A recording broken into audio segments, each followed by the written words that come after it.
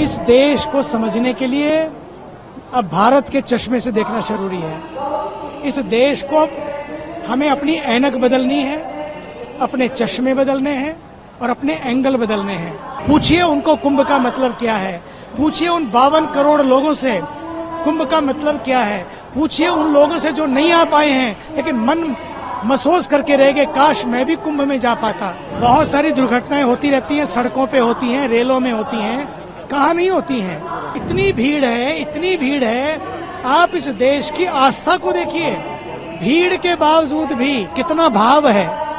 लोग आना चाहते हैं, डुबकी लगाना चाहते हैं। ये बात केवल डुबकी की नहीं है, ये बात उस देश के 145-46 करोड़ लोगों की उस आस्था से जुड़ने की है।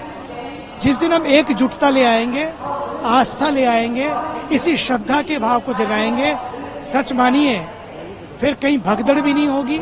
इस देश को समझने के लिए अब भारत के चश्मे से देखना जरूरी है। इस देश को हमें अपनी ऐनक बदलनी है, अपने चश्मे बदलने हैं और अपने एंगल बदलने हैं। तब हमें समझ में आएगा कि कुंभ है क्या। कुंभ वो है जो करोड़ों करोड़ों लोग चले आ रहे हैं, जो नहा गए वो वापिस आ रहे हैं। उनको लगता है कि अभी भी मन भरा नहीं है, यहाँ आकर कितना अच्छा लग रहा है। हमारे यहाँ तो पूरे विश्व से लोग आ रहे हैं और जो जा रहा है वो वापिस आने का मन कर रहा है। इसका मतलब क्या होता है? पूछिए उनको कुंभ का मतलब क्या है, पूछिए उन 52 करोड़ लोगों से कुंभ का मतलब क्या है, पूछिए उन लोगों से जो नहीं आ पाए हैं लेकिन मन महसूस करके रह गए, काश मैं भी कुंभ में जा पाता। इसलिए मुझे लगता है बात मतलब की नहीं है। जहां मतलब ना सदता हो वहां पर हम कुछ भी कह सकते हैं, ऐसा नहीं होना चाहिए। मुझे बड़ा दुख होता है सुनकर।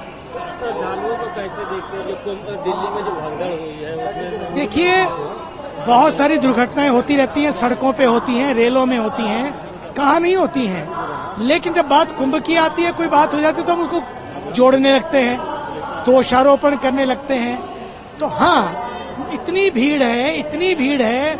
आप इस देश की आस्था को देखिए, भीड़ के बावजूद भी कितना भाव है। लोग आना चाहते हैं, डुबकी लगाना चाहते हैं, ताकि मैं कहीं पीछे न रह जाऊं, मेरी भी डुबकी लग जाए, मेरे भी पूर्वज तर जाए, मेरे भी पाप नष्ट हो जाए, मुझे भी कुछ पुण्य प्राप्त हो जाए, मैं भी इस महाकुंभ में स्नान करके अपने को भाग्यशाली समझूं,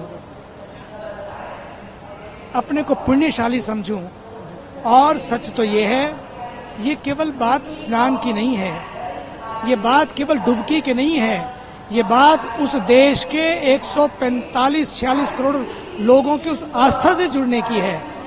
जिस दिन हम एकजुटता ले आएंगे, आस्था ले आएंगे, इसी श्रद्धा के भाव को जगाएंगे, सच मानिए फिर कहीं भगदड़ भी नहीं होगी। भीड़ तो होगी लेकिन भाव से भरी भीड़ होगी। इसलिए भगदड़ ना हो, इसके लिए हम नियमों का पालन करें। प्रशासन ने जो नियम बनाए उसका पालन करें तो सारा काम बन जाएगा।